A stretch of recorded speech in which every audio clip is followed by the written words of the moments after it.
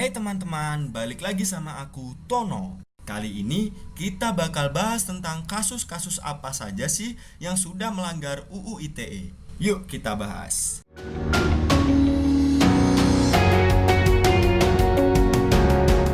Pembahasan kasus ini dimulai dari Baik Nuril. Nah, pasti kalian pernah dengar kan? Seperti yang kita tahu bahwa guru honorer Baik Nuril terjerat pelanggaran UU ITE pada tahun 2017, di mana dia terbukti bersalah atas rekaman yang dia lakukan sebagai bukti pelecehan yang dilakukan oleh kepala sekolah. Pada rekaman tersebut, kepala sekolah sedang membahas mengenai pengalaman seksualnya bersama perempuan lain yang bukan istrinya. Karena Baik Nuril merasa tidak nyaman, ia menceritakan hal tersebut ke salah satu temannya, di mana hal tersebut yang membuat masalah ini menjadi besar karena rekaman tersebut mulai tersebar. Sampai akhirnya Baik Nuril mendapat tuduhan atas pelanggaran pasal 27 ayat 1 Undang-Undang ITE, dan kasus tersebut memakan waktu lama hingga akhirnya Baik Nuril mendapatkan amnestinya diterima oleh Presiden Joko Widodo. Jadi, gimana menurut kalian? Apakah kalian membenarkan bahwa Baik Nuril melanggar pasal mengenai penyebaran konten kesusilaan? Atau memang sepatutnya Baik Nuril melakukan hal tersebut sebagai sikap perlindungan dirinya? Entah mana yang benar-benar layak untuk diadili, namun kasus ini memang memiliki dua sudut pandang yang berbeda.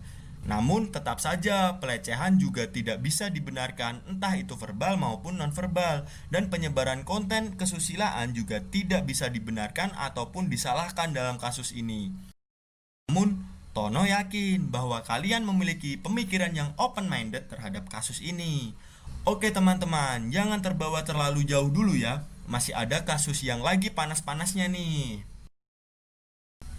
Nah, selanjutnya kita akan bahas mengenai kasus yang lagi hangat nih. Apalagi kalau bukan kasus video prank seorang YouTuber di Kota Bandung.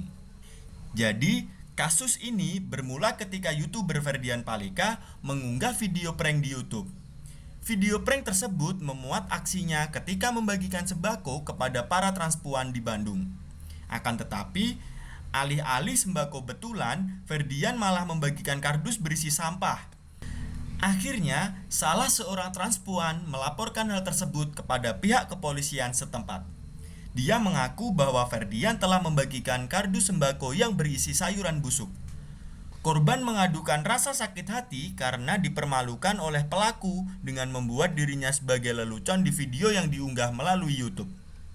Pihak kepolisian pun mengambil tindakan tegas atas perilaku Ferdian.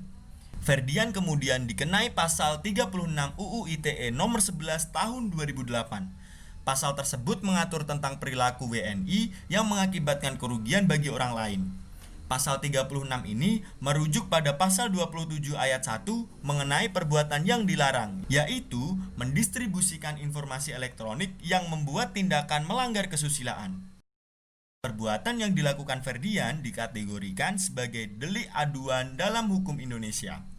Hal ini merupakan kondisi ketika pelaku hanya akan dikenai hukuman apabila pihak korban melapor ke pihak kepolisian karena merasa dirugikan.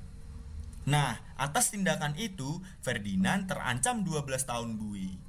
Saat ini, kuasa hukum dari pihak Ferdian sedang mengajukan adanya mediasi dengan pihak korban. Nah, dari kasus tersebut, kita sebagai generasi muda harus bisa jadi agents of change supaya nggak ada lagi informasi kurang bermanfaat yang berkeliaran. Oke teman-teman, untuk video kali ini cukup sampai sini dulu ya. Masih penasaran tentang kelanjutan UU ITE? Tenang, video berikutnya kita bakal bahas tentang amandemen UU ITE. Seru banget nih pasti. See you on the next video. Bye-bye.